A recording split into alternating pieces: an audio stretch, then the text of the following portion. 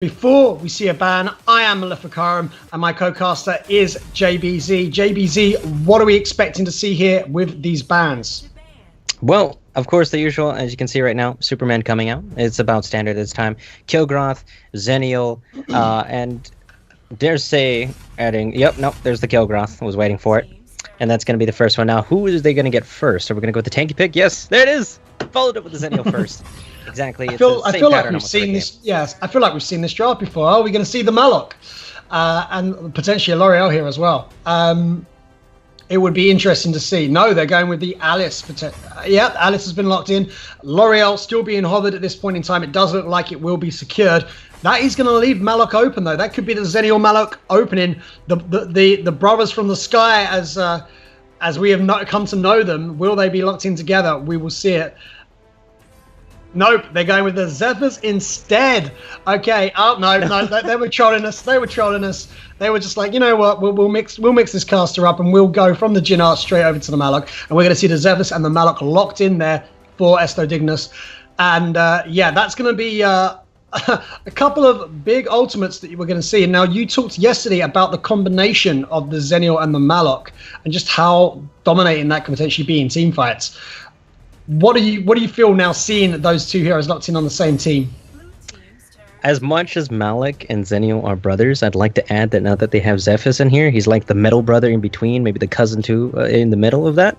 But based off of the combos that they can pull off, and it's very popular in NA, if it ever gets pulled off, because, as you know, both of them do fall from the sky. It's very standard. One gets to come from across the map, and the other one happens to be there in the team fight. One has a slow, and one has a heal.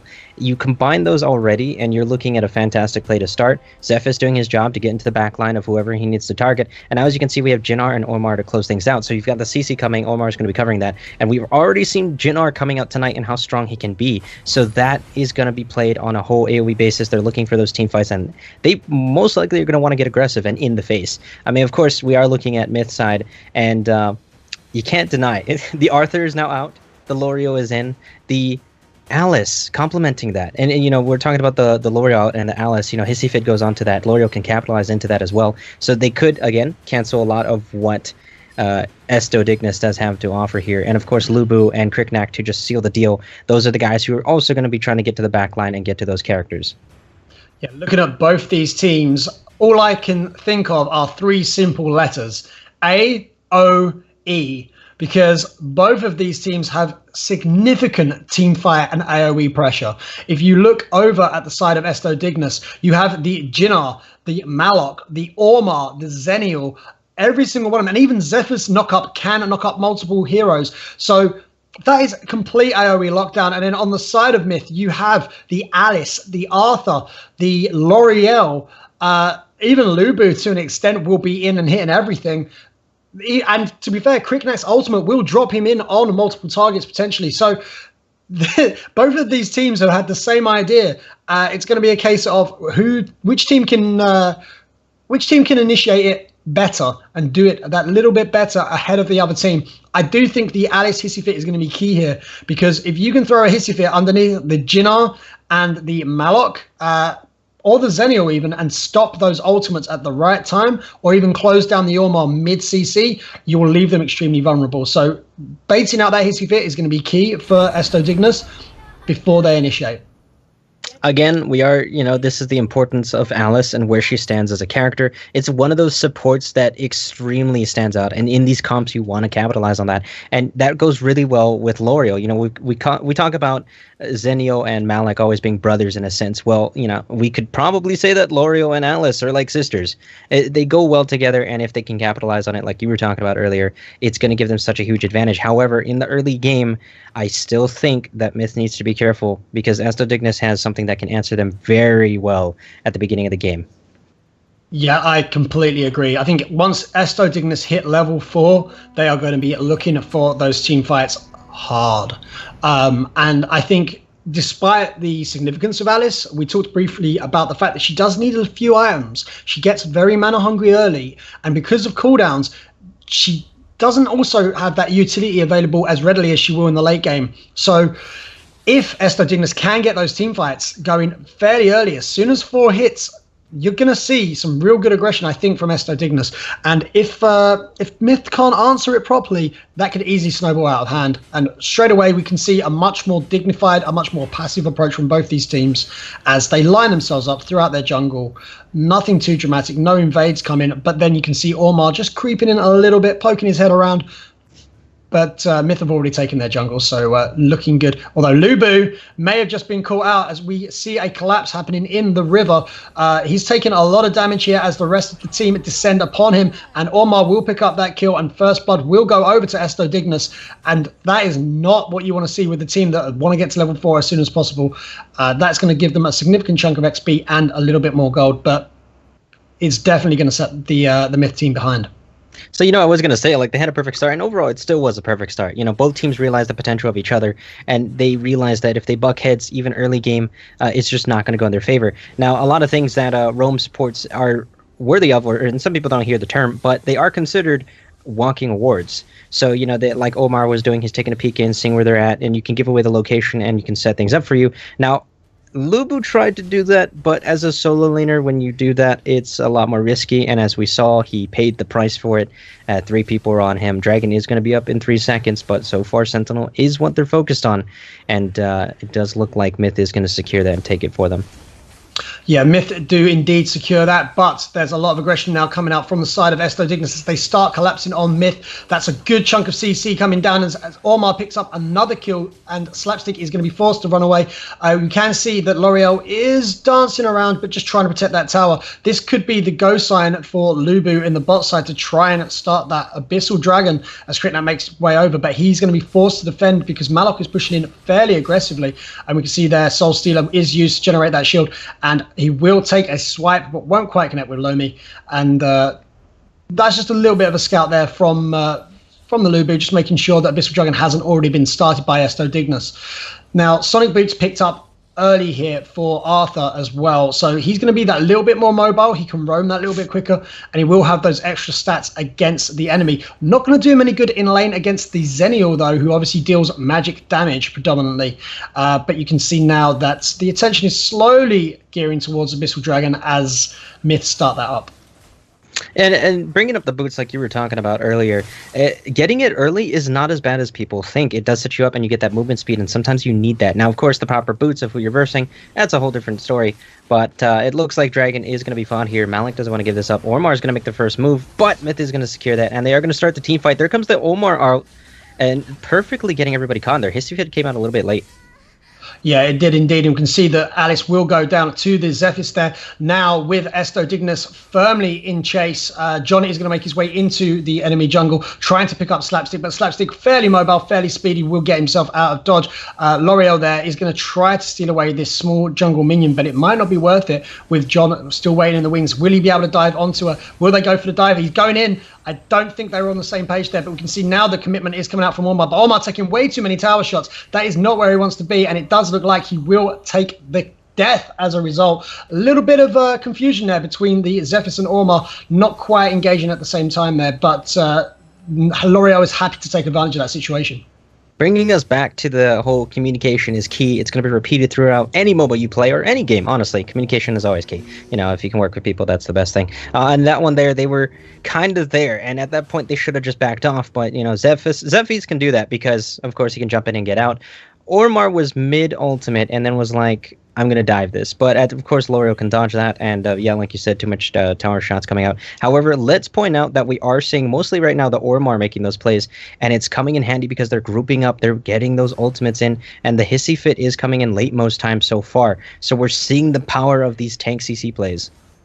Yeah, you can see those plays coming in once again as Omar tries to pick out the Lubu, but Lubu manages to get himself into a decent position prior to the engage, manages to hide behind that tower, and does mean that that entire effort put in by EstoDignus is going to go amiss. As meanwhile, down on the bot side, you can see that Kritnak and co are just hovering around the jungle, looking for an ambush, looking for a pick.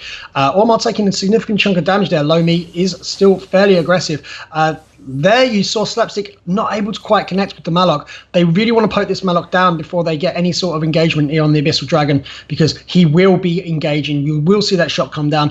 And if he can come down and he's only on half health, that makes it a lot scarier for that Malok to go into these team fights. But they aren't able to get that poke, and now everyone is kind of eyeing each other up. They know that Abyssal Dragon is at play. They know it's up, and everyone is thinking about it. Zenial obviously in the top lane. What I will like to point out is that Lubu has pushed that top lane extremely hard, making Zenial really scared about going bot. It means that this Abyssal Dragon is looking quite threatening for Zenial, because if he goes down with the Angelic Splendor, Lubu will be able to take that top, and Lubu's using the opportunity as well to steal the jungle out from the enemy side. Meanwhile, we see huge engagements coming out here, AoE across the board. Zenial will pick up that kill. In fact, Nirvana was used and will manage to secure that kill onto Arthur. Meanwhile, Quicknack will be picking up Ormar. Huge chase coming down onto the Alice, but they aren't going to go under the tower there. And we did see the Abyssal Dragon going over to the side of Myth again, as this time it now gives Myth the signal. Like I said, Lubu pushing that tower in on top, managed to go into the enemy jungle, get a bit of farm, come back, and will take a tower for it. So not only do Myth manage to secure the Abyssal Dragon, they'll also take a top tower for it. So a brilliant tactical play there from them.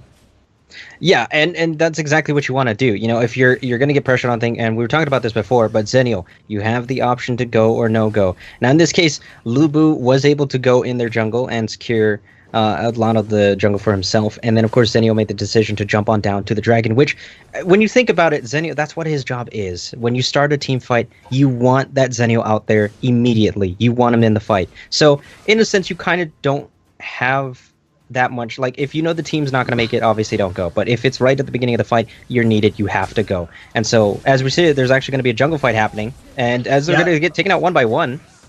They are indeed, and Nirvana was used, but it was used very late, and everyone is on relatively low health. You can see just how much sustain it does give him, though, and it did keep him alive long enough to manage to secure a kill onto L'Oreal and for the rest of his team to join him. Meanwhile, Myth are forced to the mid lane to try and defend that tower against the Ormar onslaught. Zephys will go in as well. Frostcape now picked up by Arthur, and that does mean that in the top lane, we're seeing a lot of aggression coming out from this Lubu, and he's going to be joined by the enemy Zephys as well. So Ormar, Zephys, and Zenial now all going in on this Lubu. Lubu's going to try to do what he can, but he will die to the Ormar, in fact, as he spins to win, and will pick up that kill. He's, I think, I want to say 4th of the game so far, but he's basically a one-man CC wrecking crew right now, because he's being so prevalent in these team fights. He's making his way around so much of the map.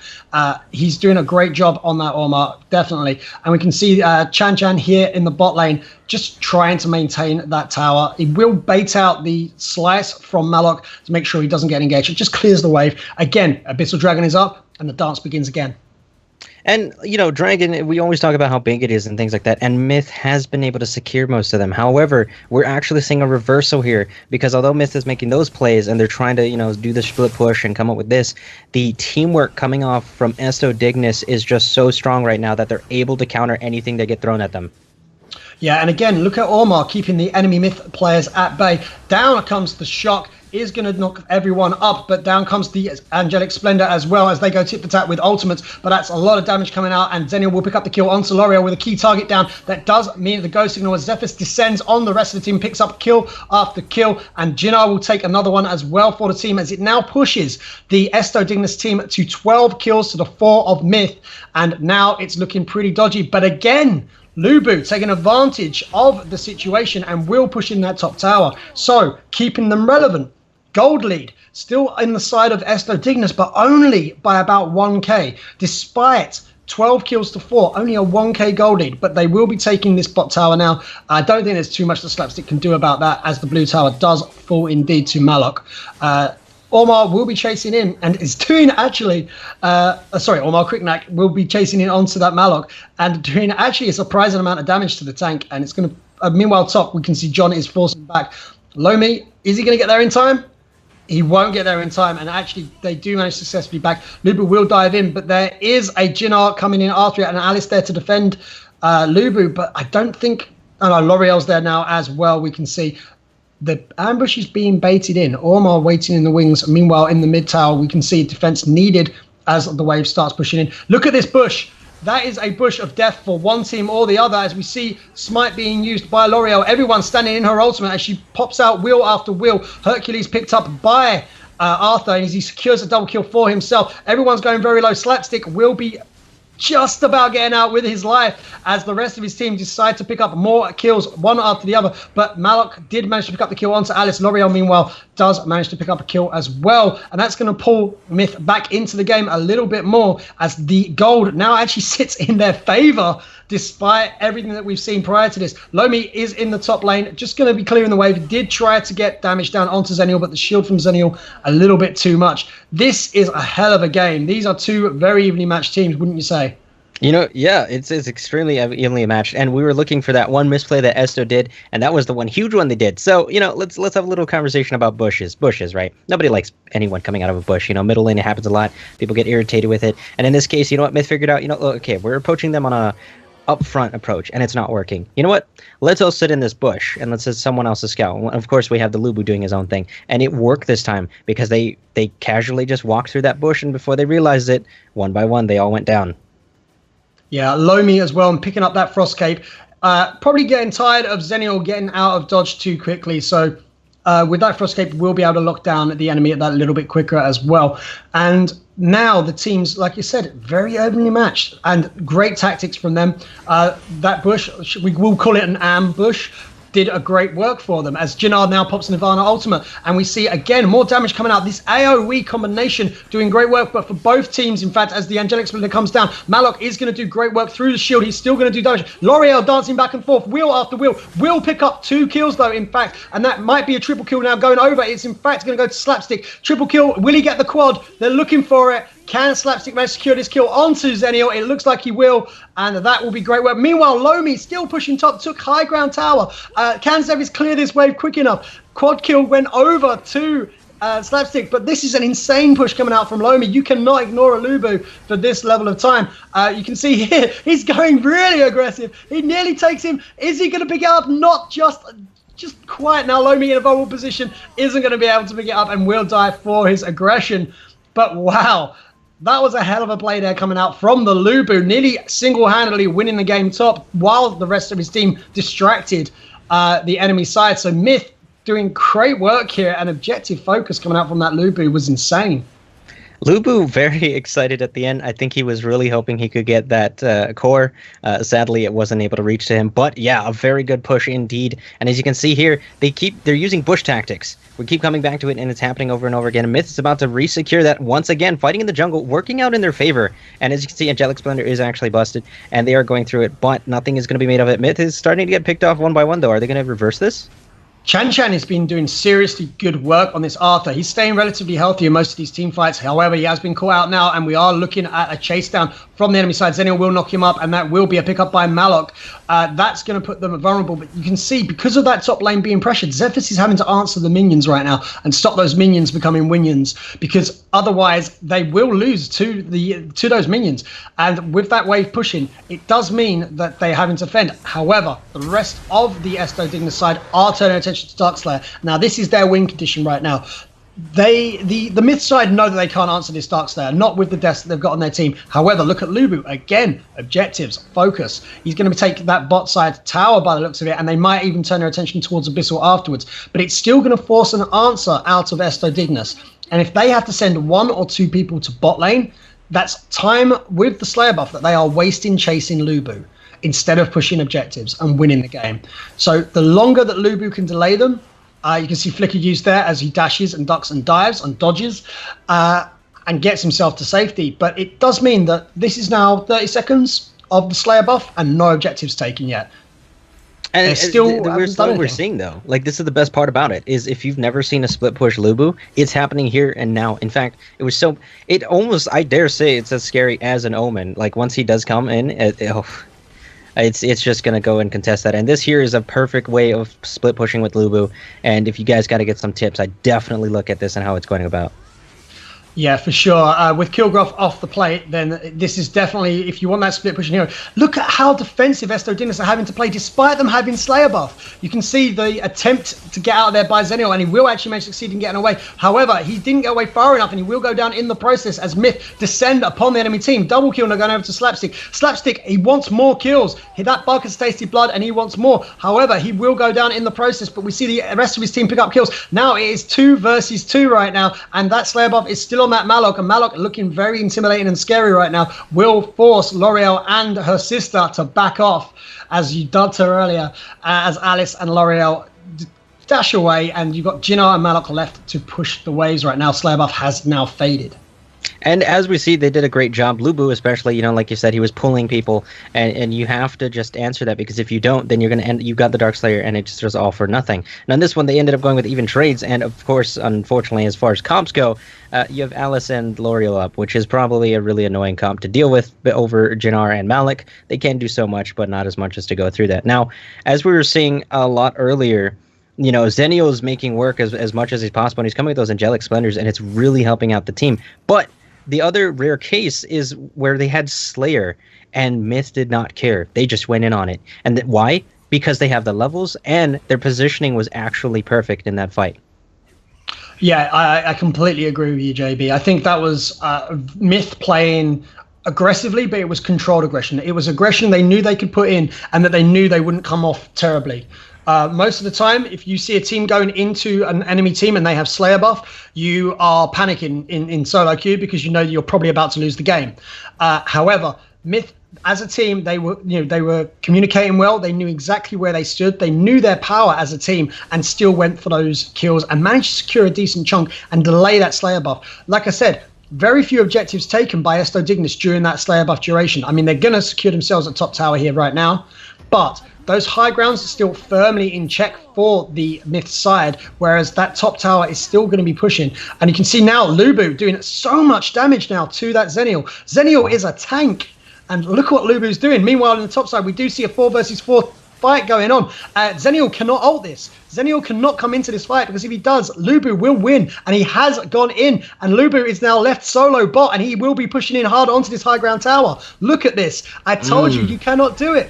And it did mean that Myth now come out with an advantage, because everyone is panic mode and having to back as quick as they can. You can see Zephyrus has run all the way down the top side tower, leaving the rest of his team to fall one by one to Myth, as Ormar tries to dash himself away, but it's not going to be enough as he goes down as well. And Myth now are on the aggression with 2 high ground towers. Lomi has Ancestral Glory, and look at him dance around. He's still going to manage to get himself out. John needs to get himself out of dodge quickly before he dies. He is the sole defender of his entire team, and if he does go down, this will be game, and they descend onto the tower. They will tank it up, minions or not, and this will be the game going over. But however, we do have a spawn from Jinnar, who's going to immediately pop Nirvana, try to keep himself alive, and he will try to do what damage he can. Look how low that base is, but he's still going to manage to keep everyone out and push everyone away. The minions have now descended. Had there been a minion wave, that game would be over, but Jinnar doing a great work there of pushing everyone out. Look how low that base got,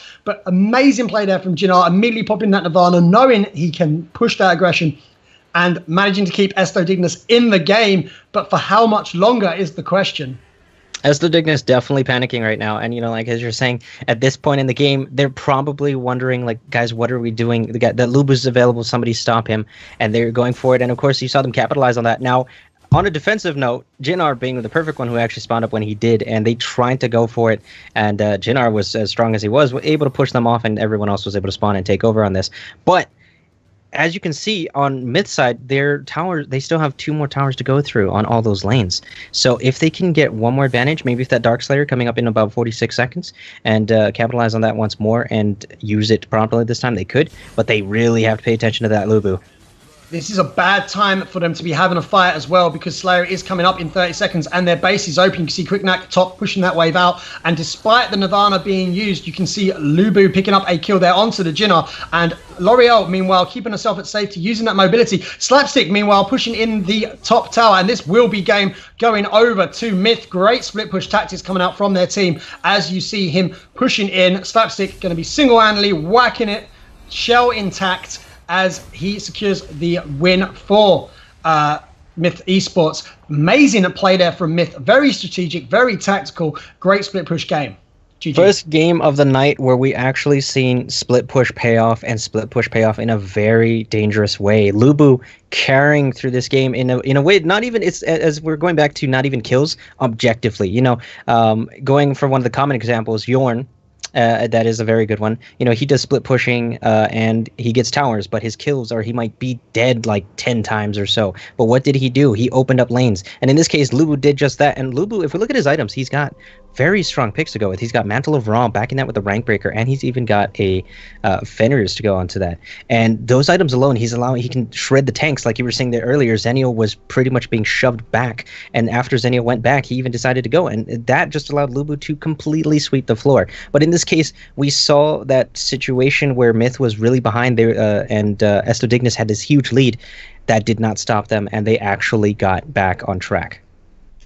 Yeah, I completely agree. And like I said, that Rank Breaker was doing some serious work for Lomi. And with the Ancestral Glory as well, Lubu it was such a split push. It was such a threat the entire game. We saw it happening very early into the game. The second Zenial ulted, that push happened aggressively, both throughout the whole of the solo lane. We did see that split push pay off, and it was a very exciting game to see.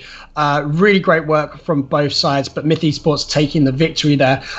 Guys, this will be our last game for the evening.